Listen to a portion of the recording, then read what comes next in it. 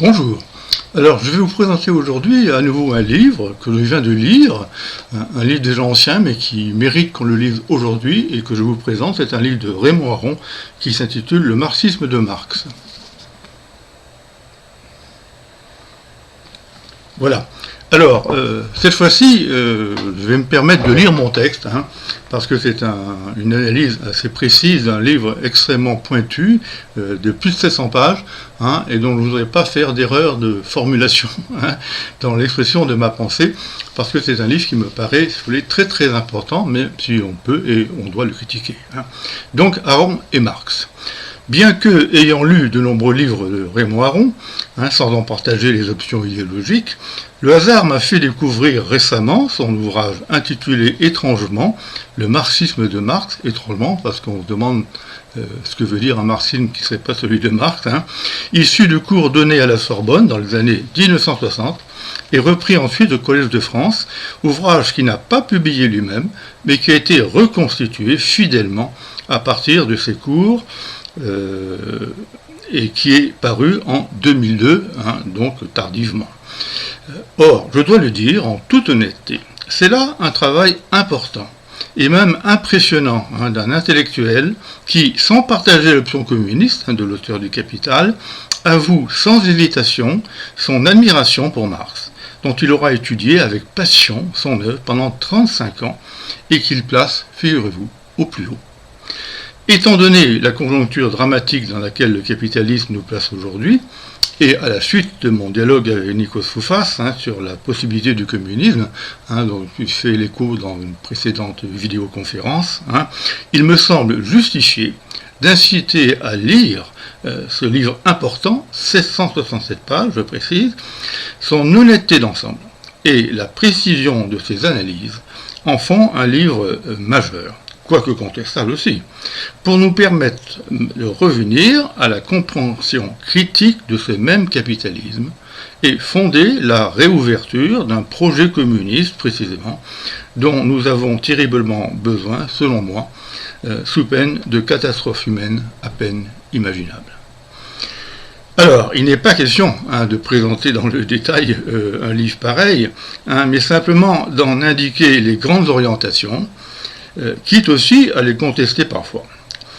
Alors, la base de son approche consiste à distinguer fortement un Marx de jeunesse, qu'il fait durer jusqu'à l'idéologie allemande en 1845, et un Marx de la maturité qui commence avec le manifeste du Parti communiste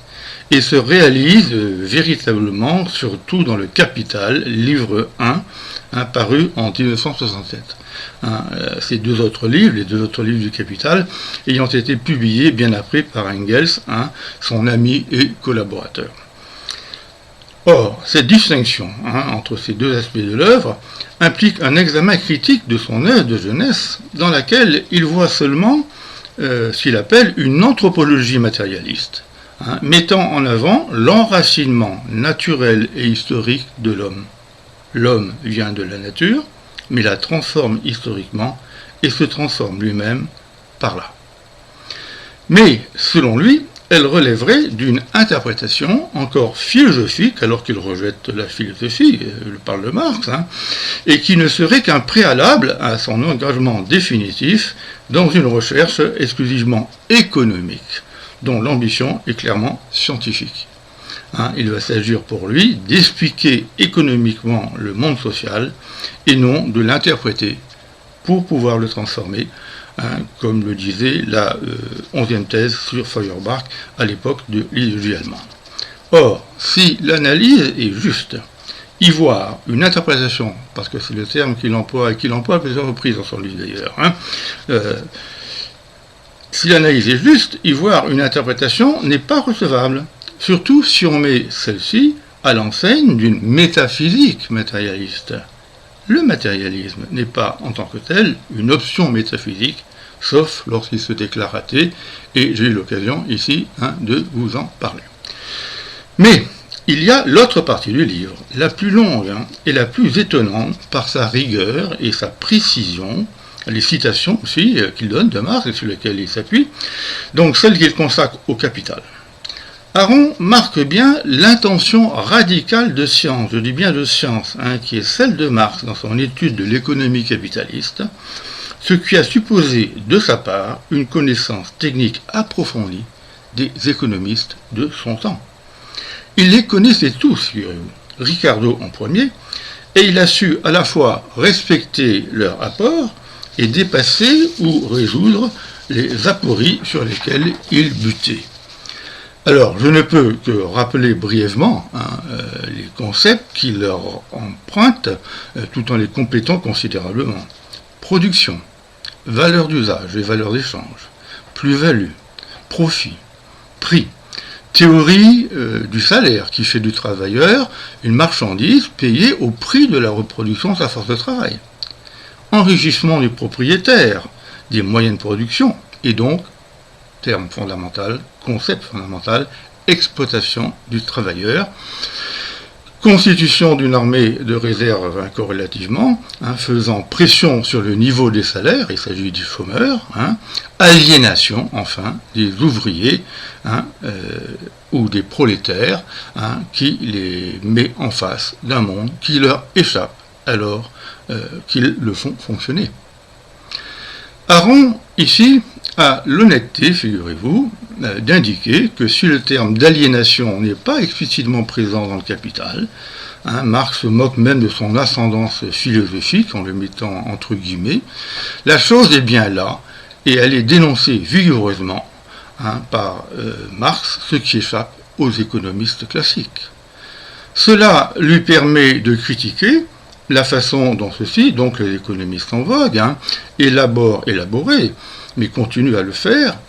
une théorie qui se fie aux apparences, qui masque la réalité profonde, et c'est pourquoi il s'agit de critiquer non seulement l'économie capitaliste, mais la représentation intellectuelle qui en est faite par les spécialistes jusqu'à aujourd'hui. C'était déjà vrai à l'époque de Aron.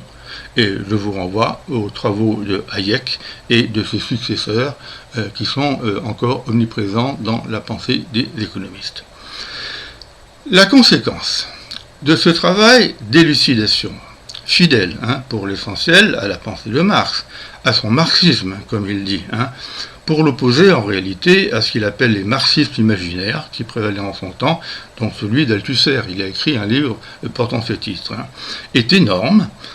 à savoir que cette théorie critique de l'économie dominante va lui permettre de greffer sur elle une dimension sociologique absente des travaux des économistes qui s'enferment dans la machinerie économique, vue d'un point de vue technique, et occulte ou ignore ses effets humains, en l'occurrence inhumains, dans l'ordre des rapports sociaux. Aron se fait alors sociologue, met en évidence avec Marx les classes sociales, leur lutte, la paupérisation grandissante des exploités, y compris au niveau mondial avec l'impérialisme, les crises que ceux-ci vont devoir subir.